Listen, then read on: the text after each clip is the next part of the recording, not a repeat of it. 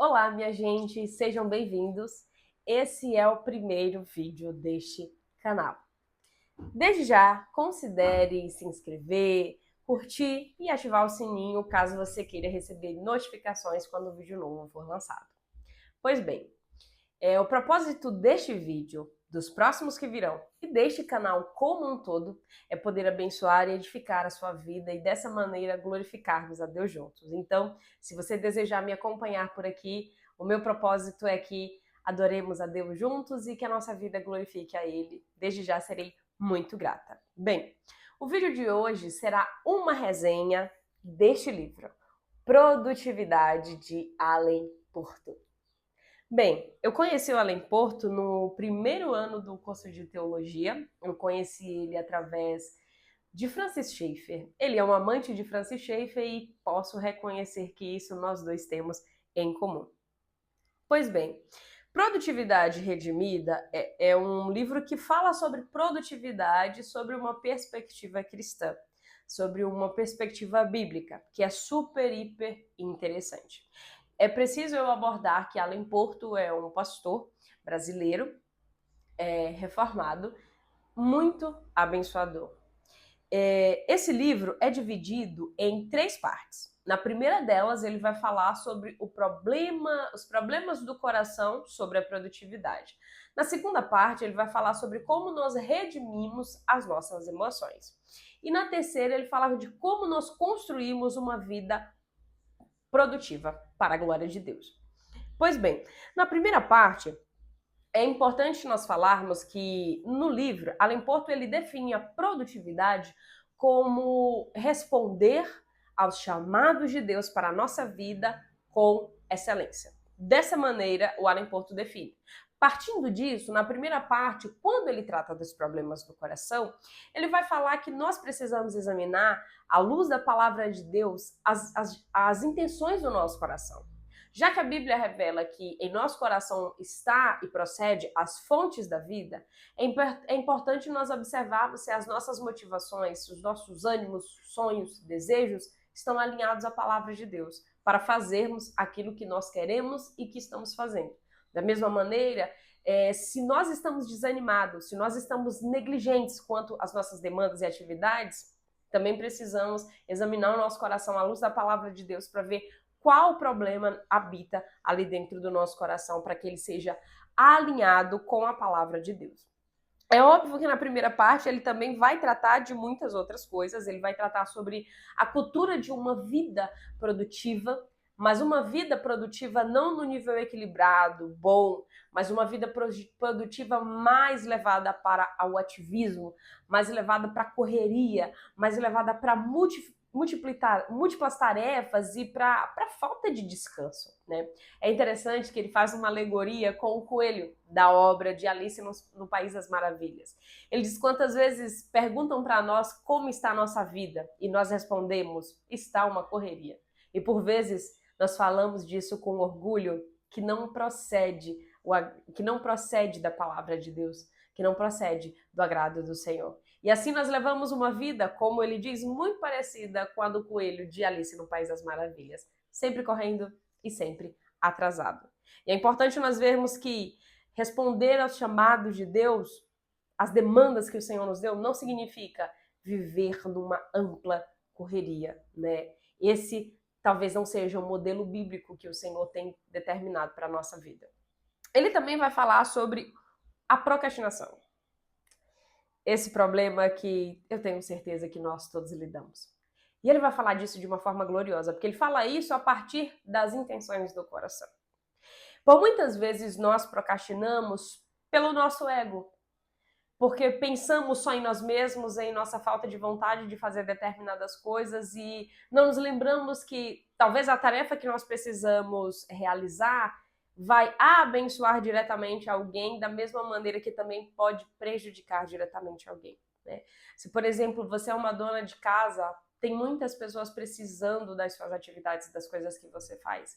Nós não podemos simplesmente parar num dia qualquer e procrastinar, sem pensar em como a nossa procrastinação vai afetar a vida dessas pessoas. Assim como outros e outros exemplos que nós também temos e vivemos que podemos parar de fazer algo ou procrastinar e aquilo vai prejudicar de uma forma muito ruim a vida de outra pessoa.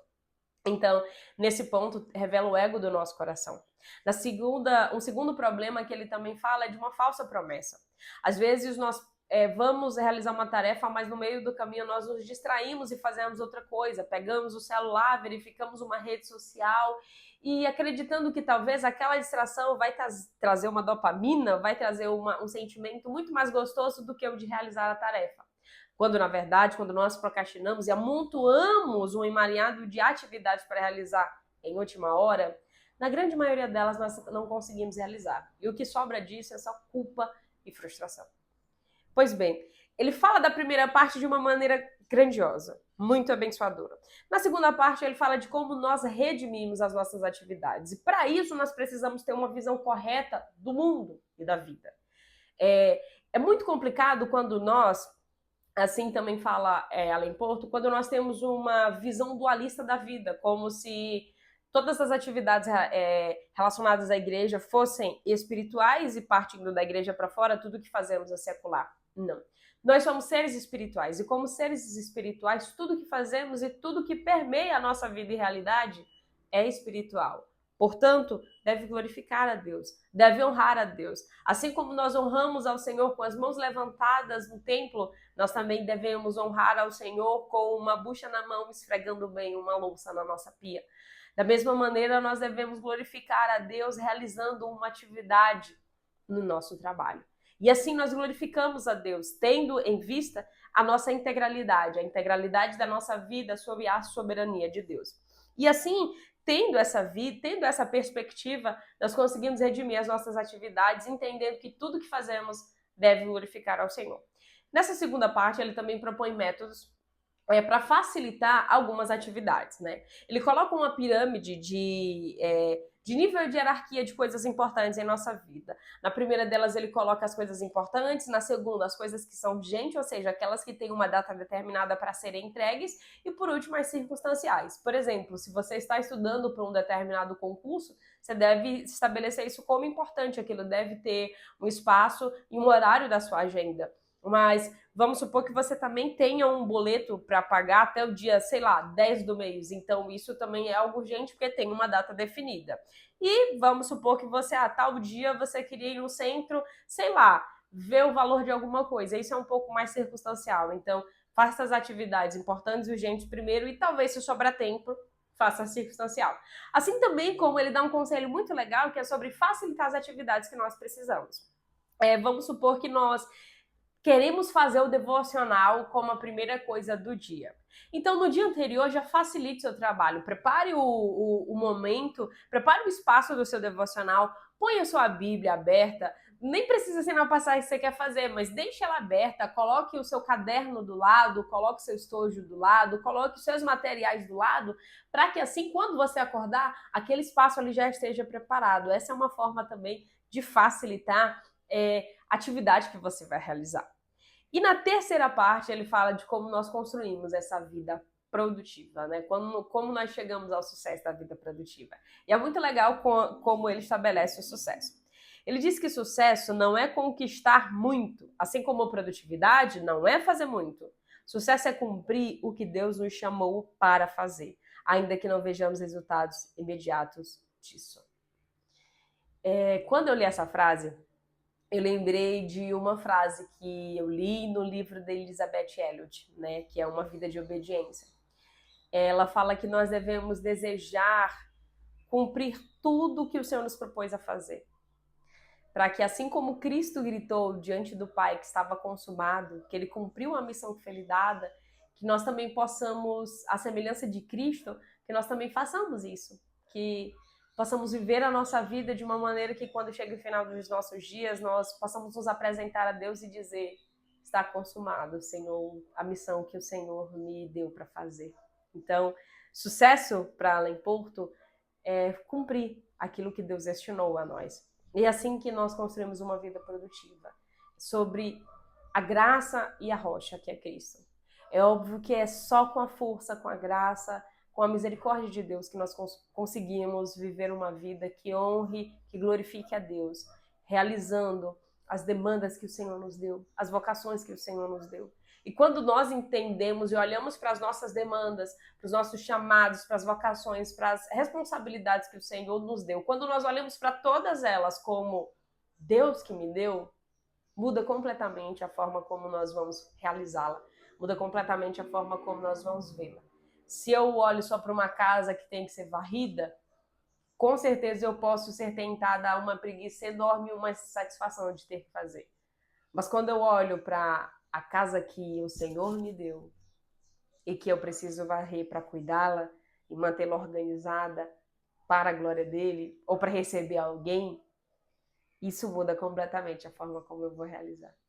Então, nós construímos uma vida produtiva sobre Cristo, entendendo que precisamos viver produtivamente não para o nosso ego, mas também para abençoar o próximo, para ajudar o nosso próximo e para que a nossa vida ela alcance o objetivo.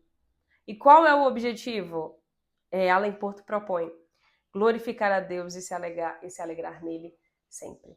Então, esse livro, Uma Vida Produtiva, ele traz essa perspectiva e proposta, que respondamos aos chamados de Deus com excelência, amor e compromisso, para que o Senhor seja glorificado através de nós. Eu espero que essa resenha tenha trago a você uma curiosidade para ler e tenho certeza que quando for ler esse livro você será muito abençoado, abençoada. É com certeza um livro que precisa ser lido e está em nossa meta de leitura. Que Deus abençoe vocês. Um beijo. Tchau, tchau.